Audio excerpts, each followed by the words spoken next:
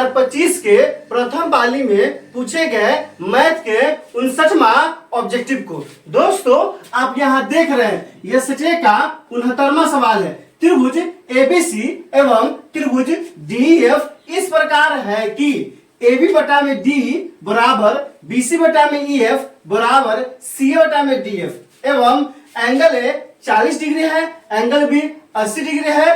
तो angle F की माप है A में दिया है 30 डिग्री, B में दिया है 45 डिग्री, C में दिया है 60 डिग्री, D में दिया है 40 डिग्री।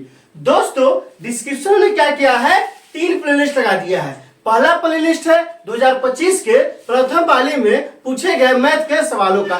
दूसरा प्लेलिस्ट है बिहार बोर्ड द्वारा जारी मैथ के मॉडल सेट का। और तीसरा प्लेलिस्ट है, चूंकि ये कहाँ का सवाल है, ज्यामिति का सवाल है, तो ज्यामिति का लगा दिए है। आप वहां जाइए, उन वीडियो को इत्मीनान से देखिए ताकि समझ बनेगा कि एग्जाम में किस तरह सवाल पूछा जाता है और आपको कैसे बनाना है। और हाँ ध्यान दीजिए, थेल्स पर में थेल्स का विलोम, पाइथागोरस पर में पाइथागोरस का विलोम देखना नहीं भूलिएगा क्योंकि ये 5 नंबर में आता है। तो दोस्तों आइए इसे हल करते हैं। यहाँ क्या दिया है, त्रिभुज एबीसी एवं त्रिभुज डीएफ। तो सबसे पहले क्या करेंगे, 2 त्रिभुज बनाएंगे। ये त्रिभुज हो गया, इसका नाम क्या रख दिए दोस्तों, इसका नाम रख दिए ए बी और इसे क्या हो गया दोस्तों सी।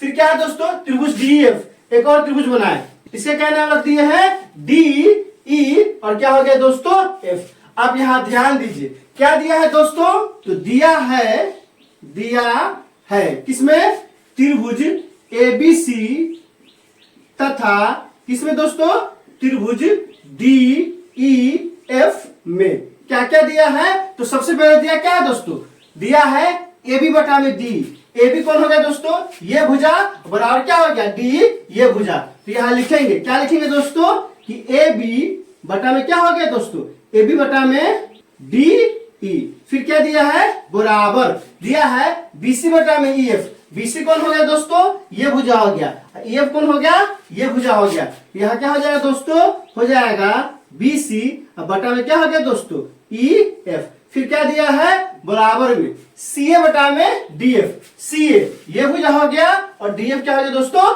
ये भुजा हो गया। यहाँ क्या लिखेंगे दोस्तों, सी ए बटा में क्या हो गया दोस्तों डी एफ। आप ध्यान दीजिए, क्या ध्यान देना है दोस्तों, इस दोनों त्रिभुज में, इस त्रिभुज में और किस त्रिभुज में, इस त्रिभुज में तीनों संगत भुजाएं, तीनों संगत भुजाएं क्या है, अनुपातिक है। ध्यान दीजिए, तीनों संगत भुजाएं क्या है, अनुपातिक है। ए बी बटा में डी है, बीसी बटा में ई एफ है और सी बटा में डी एफ है। इसलिए क्या हो गया दोस्तों, एस एस एस समरूपता से क्या हो गया, समरूपता से त्रिभुज ए बी सी समरूप त्रिभुज डी ई एफ हो गया ना।